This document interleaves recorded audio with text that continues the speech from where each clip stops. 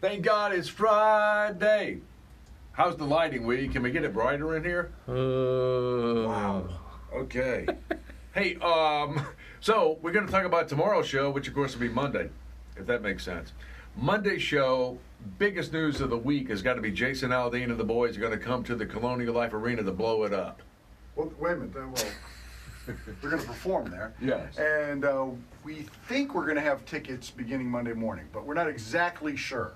We know we'll have the details as to when we're going to give away the tickets. Yeah, Monday and morning. we know the tickets that you can buy go on sale on Friday. And typically what happens is they give us a chance for you to win them before you can buy them. So we kind of got the Jason Aldean cart before the horse. But I would imagine that's what's going to happen. Either way, we got information coming up because they are going to be coming to the Colonial Life Arena. And then, of course, it's Monday, so we got the Monday morning moral dilemma. That's your cue, Kelly. Yeah, he's got to turn the camera. So, by the way, with the Jason Aldean tickets, if we are going to do it, we're going to do it at 7:15. Okay. If we get the tickets over the weekend, then we'll give them away Monday morning, 7:15. Moral Dilemma Monday at 6:15. She tells us that she knows that her friend is going to be fired in about 2 weeks. They're going to let her go. The problem is the friend is about to also buy a house, lock herself into a huge financial commitment. And this information would probably change her decision to buy that house. Should she put her neck out there? Because if the friend in any way, even inadvertently, reveals the fact that she knows that she's being fired, it could have only come from one person.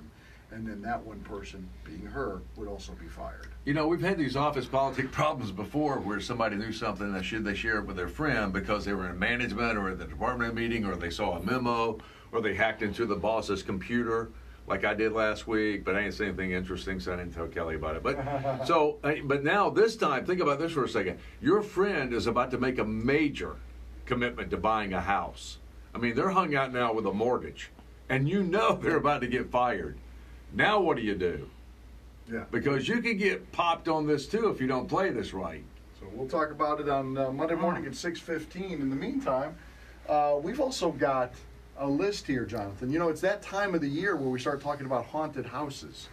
And where are the best attractions? Well, Right. we have a list here of the 13 greatest haunted house features in America. The number one, they say, is something called the Edge of Hell. And King 13th and It and those types of things. Yeah. And they're going to put you in the movie. And you're going to be in a room. You're trying to escape the room as the murderer is trying to get in and kill you. Freddy Krueger's It's trying like to come in. escapology, but this time it could be for real. Yeah, they've combined escape rooms with haunted houses. That's a great idea. Yeah, so that's going to open up in Casey next week. And, Point of pride, South Carolina's on the list, and one of what? How many? well, it's not 13? on the list yet, Oh, okay. but It will be. we're hoping it will be. And we give you all the details on the Morning Rush blog on how you can get your tickets, because that one you do have to get in advance. That's not something where on Friday night you can just say, I think Right. I'll go check it out. No, you're gonna book it. because they have to have the actors ready. Sure. That the average American throws away $2,798 worth of food a year.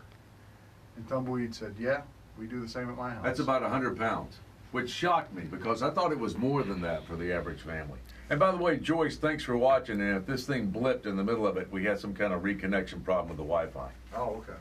So, Yeah, I thought it was more than 100 pounds because American, you go buy produce for instance. You know, you get avocados and you got to wait for them to get ripe and they get too ripe, and then it looks like a baby turd that. Pardon me? That Beto, it looks like a baby turd that Beto put in a bowl and offered your wife. It's stale because you put it in a bowl of tomato soup. So what difference does it make? That irritates me to death with the crackers. You go Hillary Clinton on her. At this point, what difference does it make? I go full Hillary.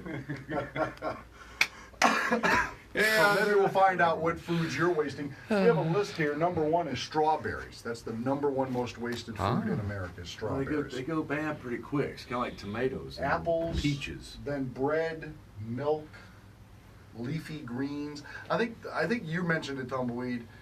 Somebody he knows, I'm gonna say their name.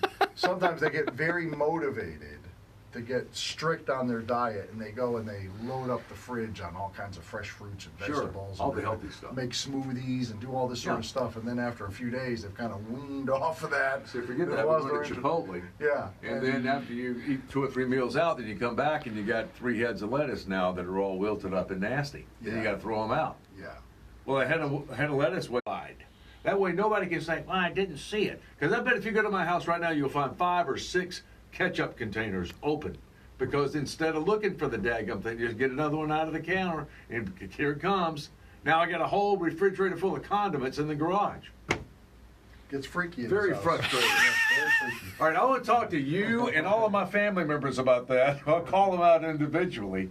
David, the man who has to open up a new ketchup bottle every time he gets an order of fries. All right, so we'll talk about that. You want to chime in on that? You got some other stuff going on. And, of course, we'll be talking about Carolina and Clemson football. All that's coming up Monday on the Morning Rush.